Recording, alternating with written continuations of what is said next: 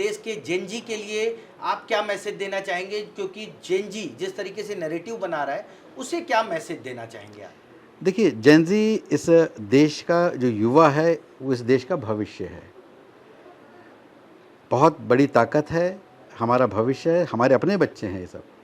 मेरा बस यही संदेश है कि भ्रम से बचें, गलत कंटेंट का परीक्षण करें, सही चीज़ें हैं तो आगे बढ़ें, लेकिन गलत के साथ आगे ना बढ़ें। मेरा बस यही कहना है। जैन जी से मोहन भागवत जी ने, संघ प्रमुख मोहन भागवत जी ने संवाद किया।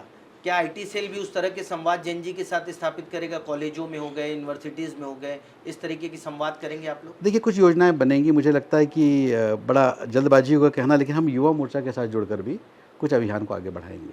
अब जैसा निर्देश होगा, कुछ हमारे विचार रहेंगे, कुछ राष्ट्रीय संगठन में जो कार्यक्रम बनेंगे, लेकिन मुझे लगता है कि युवा मोर्चा और आईटी सेल या सोशल मीडिया विंग का कुछ कार्यक्रमों में को साथ में लेकर बढ़ना अच्छा रहेगा।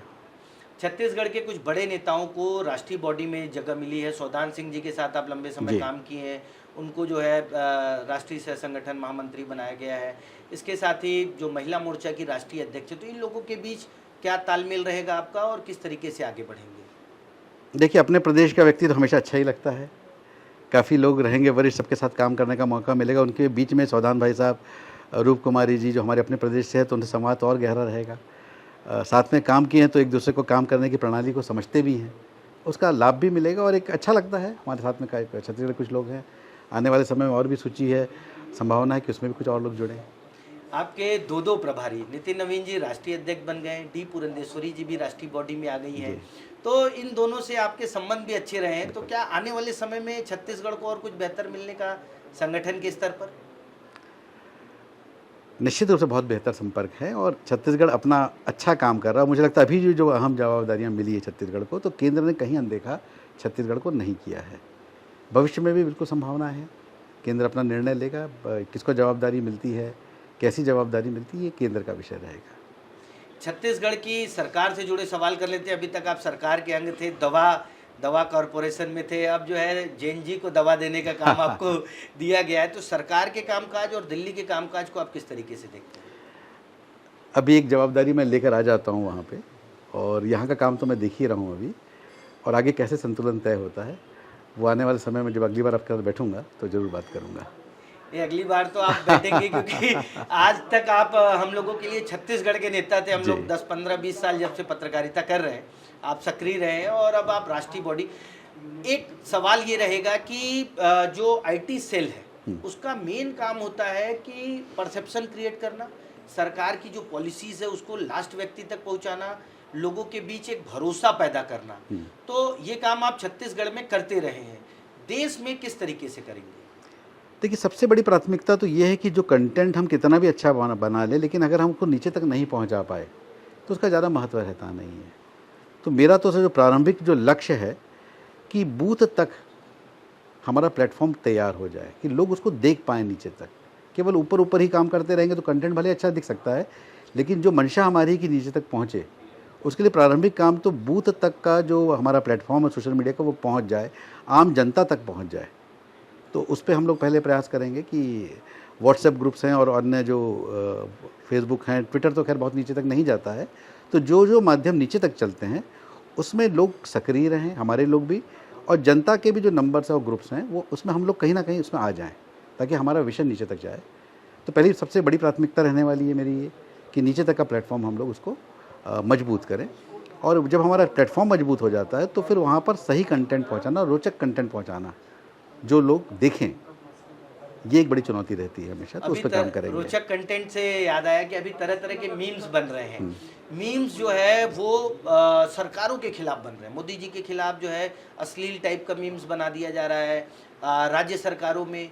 इसे रोकने के लिए आप लोग क्या कर पाएंगे? देखिए, आईटी कानून है, हम लोग भरसक प्रयास करेंगे। प्लेटफॉर्म बहुत बड़ा होता है, कहाँ पर क्या चल रहा है इसका पूरा समुचित प्रयास होगा, उसकी जानकारी निकाली जाए, और न्याय है, आईटी कानून अपने हैं, वो अपना काम करेगा। जहाँ जहाँ भी हमको इस तरह की चीज़ें मिलेगी हम रिपोर्ट करेंगे। धारणा ये है कि जब मीम आता है उसको लेकर एक परसेप्शन, एक धारणा बन जाती है कि ये सही है, तो उस धारणा को कैसे तोड़ेंगे? सबसे बड़ा सवाल, तो सबसे बड़ी चुनौती भी आप लोगों के सामने यही रहेगी। निश्चित है। देखिए, हमारी एक रिसर्च टीम भी रहती है आईटी सेल सोशल मीडिया में, क्या चल रहा है उसका अध्ययन भी होता है, जो गलत चल रहा है उसका अध्ययन करते हैं, उसका काउंटर हमको क्या करना है, इसकी भी तैयारियाँ होती है। तो ये विंग का तो लगातार आगे बढ़ने वाले काम है और लगातार इस पर काम करना है, करेंगे भी हम लोग। संसद में छात्रों का मुद्दा उठा, उस पर चर्चा हुई, अमित शाह को लेकर जो कांग्रेस ने किया, उसको आप किस तरीके से देखते हैं? देखिए, संसद के विषय उठे हैं, जो प्रश्न उठे हमारे वरिष्ठ नेताओं ने समुचित जवाब दिए और सबने देखा है। अभी बहुत मुझे लगता है इस पे बेहतर होगा कि आप मुझे मेरे नए दायित्व पर ज़्यादा प्रश्न पूछेंगे तो ज़्यादा ठीक है। एक उत्तर प्रदेश से जुड़ा पूछ लूँगा क्योंकि बहुत चर्चा में और आपके IT सेल से जुड़ा भी है कि जो राम मंदिर में चंदा चोरी को लेकर विपक्ष जो बातें कर रहा है, जो मीम्स बना रहा है, जो कंटेंट भेज रहा है, वो कितना चुनौतीपूर्ण है बीजेपी के लिए, क्योंकि आने वाले समय में वहाँ चुनाव है। देखिए, विषय ये है कि झूठ अगर फैला रहे हैं, जो चीज़ें हो रही है तो वो उसमें कार्रवाइयाँ हो रही है, कानून अपना वहाँ पे काम कर रहा है, छुपाने वाले कोई विषय नहीं। लेकिन भ्रम फैलाने वाले विषय जो चला रहे हैं वहाँ पे, उसको तो निश्चित रूप से रोकेंगे और उसका जो सही विषय है वो जनता तक जाएगा, इस पर काम होगा। बंगाल चुनाव में आपने बहुत काम किया, IT सेल के कुछ पदाधिकारियों को वहाँ चुनाव में टिकट मिला, विधायक भी बन गए।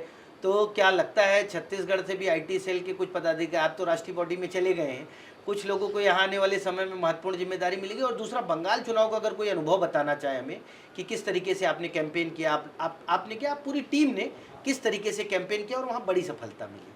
देखिए, अनुभव तो बहुत रहे हैं और बंगाल का तो अपना हिसाब से एक नया ही अनुभव था। हम लोग को छोटे छोटे समूह में मिलने का निर्देश रहा करता था, तो हम लोग अलग अलग सोसाइटीज़ में जाते थे, मिलते थे। शुरू में ऐसा लगा कि लोग मिलना नहीं चाहते हैं, कम मिलना चाहते हैं, तो लेकिन जब हम वो बैठ जाते थे तो इतनी लंबी लंबी बातें चलती थी कि संकेत मिलने लगता था। तो परसेप्शन हमको लग रहा था कि पहले लग रहा था कठिन राज्य है, लेकिन जैसे जैसे चुनाव पास आता गया, लगता समझ में आता गया कि जनता हमारी तरफ झुकाव है। और एक जो वहाँ पर जो हमको डिफरेंस दिखा कि जब हम लोग कार्यक्रम शुरू करते थे, शुरू में कम संख्या रहती थी और समय के साथ साथ वहाँ परिस्थितियाँ उपस्थिति बढ़ती चली जाती थी और लोगों का संवाद शुरू में ऐसा लगता था नहीं हो रहा है, और जब वो कार्यक्रम ख़त्म होता था तो हमारे प्रश्न ख़त्म हो चुके रहते थे, उनके प्रश्न हमारे साथ ज़्यादा आ जाते थे। मतलब आप लोग कनेक्ट कर जा रहे थे और उनकी बातें भी आप तक आ रही थी। बंगाल में सरकार बन गई है, सरकार से कितनी उम्मीद है? क्योंकि छत्तीसगढ़ का ये है कि घुसपैठिए उधर से होके आते हैं, तो छत्तीसगढ़ के लिए तो बंगाल, क्योंकि देखिए हम लोग तो पूरा उम्मीद कर रहे हैं, पूरा देश उम्मीद कर रहा है। कुछ प्रश्न मुझे लगता है आपके शुभेंदु अधिकारी जी के लिए हैं और वही इसका बेहतर जवाब दे पाएंगे जी। तो ये थे दीपक मस्के जी, जो बहुत सारे, क्योंकि अभी नया दायित्व मिला है, अभी दिल्ली में चार्ज संभालने वाले, उसके बाद क्या रणनीति रहेगी, किन चीज़ों पे बात करेंगे। लेकिन सबसे महत्वपूर्ण है कि जेन जी और उसके आंदोलन के बाद जो नैरेटिव बन रहा है सरकार के पक्ष में, सरकार के खिलाफ, उसको संभालने का जिम्मा दीपक मस्के जी को दिया गया है, जो बड़ी जिम्मेदारी है न सिर्फ दीपक मस्के जी के लिए, छत्तीसगढ़ के लिए भी।